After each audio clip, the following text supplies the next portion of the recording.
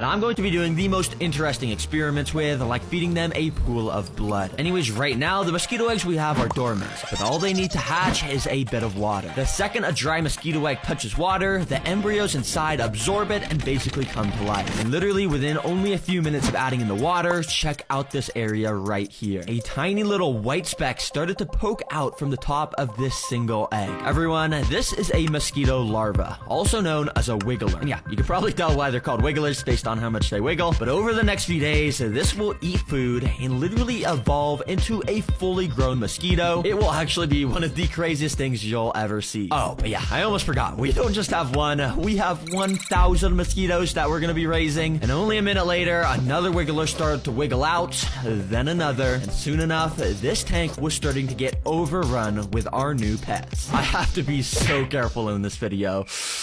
Oh my gosh, this is so weird. Literally 1,000 mosquito larvae are right here. But if we want them to turn into real mosquitoes, there's a couple things we gotta do to speed up their growth process. Of course, starting with feeding them. And I don't even know what these things eat. I mean, they're practically microscopic at this stage. Yeah. I mean, I guess let me just search, what do mosquito larvae eat? Enter. And it looks like they eat microscopic organic matter. Oh, I actually have an idea of how I could do this. This is fish food. Yeah, not super special, but for when the larvae are this small, it works perfectly to crush up into tiny little pieces. And immediately after dropping in some of this crushed food, it sank down to the bottom for the larvae to start eating. Since the larvae were just born about an hour ago, they're still so unbelievably small that it's just so hard to see, but you can kind of make out the shape of its mouth if you look very closely right here. It's insane how there's a brain and actual life in something this tiny. Anyways, you can see they tried to eat most of this food, but it's still a bit big. So once it dissolves into the water, it'll become even easier for these guys to eat it. But things get fun quickly, because these wigglers more than double in size every 24 hours. So I have a feeling if we come back tomorrow, these guys are going to be a lot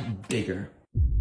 Good morning, Terra Greeners. I just woke up. The mosquitoes are probably bigger now. I haven't really checked though. Let me look. Wait, I haven't even zoomed in yet. And wait, you can literally see. Oh my gosh. Yeah, if you can't tell by this footage, the larvae are so much bigger now. And when I turned on my camera to record them in detail, I was amazed by how much they grew literally overnight. The day before, this was the most zoomed in footage I could get of these guys. But now, the larvae almost filled up the entire frame, and look at how much more detailed they are. This black bulb at the bottom is their heads, and they're so big already, we can make out their mouth a lot easier, and we can even see their tiny little eyes. These guys are so cool, because you can literally see how their mouth works as a little boat motor essentially, and they can just use it to slowly drift among the water surface. Sometimes they'll even curl up and start sucking up microscopic food particles from the surface. Okay, well this video is all about doing the funnest experiments with the mosquitoes, so next up, I want to test their light instincts. Because if you didn't know, adult flying mosquitoes are insanely attracted to light. I mean, they'll just swarm light at night. But I was wondering if that instinct starts when they are babies. Well, to figure it out, I turned off all the lights in my garage and watched what they did. Pretty quickly, the larvae actually started to rise to the surface way more. If you remember, most of the larvae were spending most of their time together, sort of near the bottom of the tanks when the lights were on. But yeah, with the lights off, they all like to be on the surface apparently. Okay, that's pretty interesting. But now what I want to do is take this super bright studio light and position it pointing right at the side of the enclosure. So that way we can turn it on. Oh,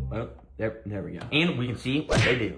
Yeah, let's see. And literally the second after turning on this light, like magic, the larvae started to migrate away from it. And they all started to gather up on the right side as far away from the light as possible. Wait, so these guys are moving away from the light. Huh, that's interesting. The fully grown mosquitoes, they'll completely swarm light. But when they're larvae, they will completely avoid it. So to confirm my theory, I turned off this light and moved it over to the right side. And immediately the larvae did exactly what I thought they would, and they went back to the left side. Since I could kind of control where they were, I thought it'd be funny to kind of just swap the lights on and off on each side and, you know, make them do some exercise. Listen, okay, I gotta train some strong, capable mosquitoes for when I put them up against a pile of blood. It's gonna be so interesting. Dang, that is actually so cool to watch how they do that. And apparently they do this because they don't want to get eaten by fish, of course, and if they're in the darkness, then it's obviously harder for the fishes to see them. But actually, very interestingly, while I was doing that last test, if I go and stir the floor around like that and zoom in, you can see there's tons of what almost